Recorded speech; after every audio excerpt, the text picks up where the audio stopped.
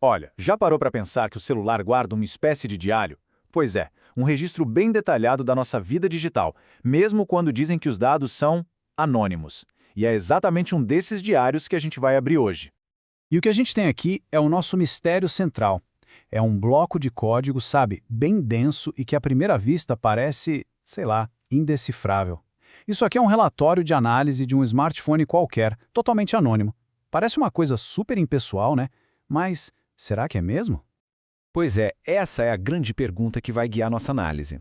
Será que a gente consegue montar uma história de verdade, uma história humana, a partir de dados que parecem tão frios, tão técnicos? Então vamos lá, vamos mergulhar nisso. É como se a gente fosse um detetive, sabe? No comecinho de uma investigação. A gente vai começar pelo básico, procurando as primeiras pistas, aqueles primeiros fios da meada para conseguir desvendar essa história. E olha só, a nossa primeira pista já está aqui, o próprio aparelho. Os dados mostram que é um iPhone rodando o iOS 26.1, uma versão super recente. E o que isso quer dizer? Bom, provavelmente a gente está lidando com alguém que se liga em segurança, que gosta de ter as últimas novidades de tecnologia na mão. Agora se liga nesse número aqui, 0. Sabe o que ele indica? Que o celular não tem jailbreak. Para quem não sabe, jailbreak é quando a pessoa modifica o sistema para poder instalar aplicativos não oficiais e tal. Então esse 0 aqui reforça a nossa suspeita. A gente está falando de um usuário padrão, que segue as regras, que usa o aparelho do jeitinho que a Apple projetou. Toda boa história precisa de um cenário, né? E aqui a gente tem o quando. Olha a data, 2 de dezembro de 2025. Essa data é o nosso ponto de partida, sabe? É a referência para tudo que a gente vai descobrir a partir de agora. Beleza, para a gente conseguir entender o resto do arquivo, tem um termo-chave que a gente precisa conhecer, o Bundle ID. Pensa nele como se fosse o RG, a identidade digital de cada aplicativo. É por causa dele que a gente vai conseguir identificar todos os programas que estão instalados e que foram usados no aparelho. Ok, agora que a gente já tem essas pistas básicas, bora analisar os aplicativos instalados. Vamos pensar no celular como se fosse uma estante de livros pessoal, sabe? Daquelas que revelam muito sobre os interesses e a personalidade do dono. Esse gráfico aqui é praticamente um raio-x das prioridades dessa pessoa. Dá uma olhada. Produtividade está lá no topo, com 21%. Isso sugere, assim, que o trabalho ou os estudos são uma parte bem central da rotina, né? Bem mais até que o entretenimento, que está mais para baixo na lista.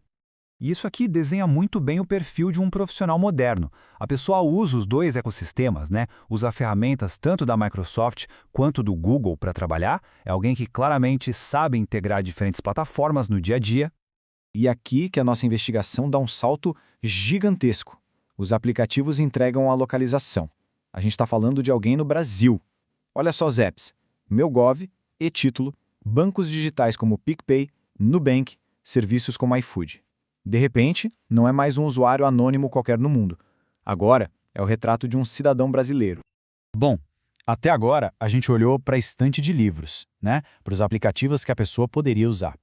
Agora a gente vai seguir as pegadas digitais. O que essa pessoa realmente fez naquele dia específico em que os dados foram registrados.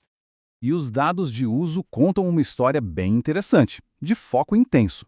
O maior tempo, mas de longe, foi gasto num aplicativo de anotações com inteligência artificial, o Notebook LM.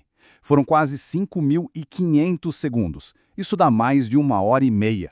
Depois, teve uma boa sessão de jogo com Call of Duty e, por fim, um tempo organizando arquivos no OneDrive, lá na nuvem da Microsoft. E olha que legal, a gente também consegue ver os aplicativos que estavam dando problema, dando aquela dor de cabeça. O app do MeuGov, do governo federal, travou 2 vezes. Já o Word e um aplicativo de educação da Cruzeiro do Sul Virtual travaram 1 vez cada um.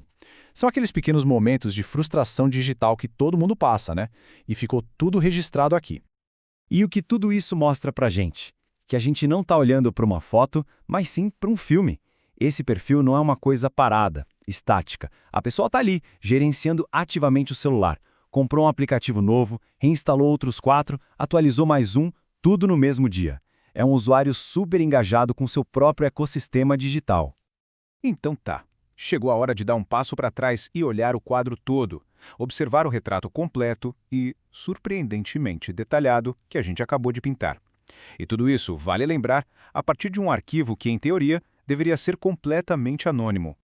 O que a gente vê é a imagem super clara de uma pessoa moderna, totalmente integrada digitalmente, que vive e trabalha aqui no Brasil. É alguém que consegue equilibrar tudo. Os estudos com o app da universidade, o trabalho com aqueles pacotes de produtividade e o lazer com jogos e streaming. E mais, é um entusiasta de tecnologia nova, né? Usando bastante as ferramentas de inteligência artificial.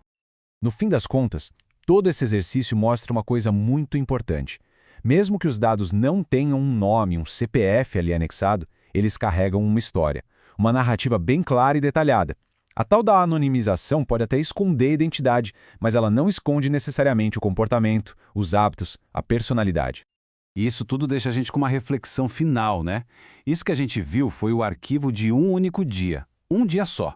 Depois de ver o tanto que um simples registro pode revelar, fica a pergunta no ar.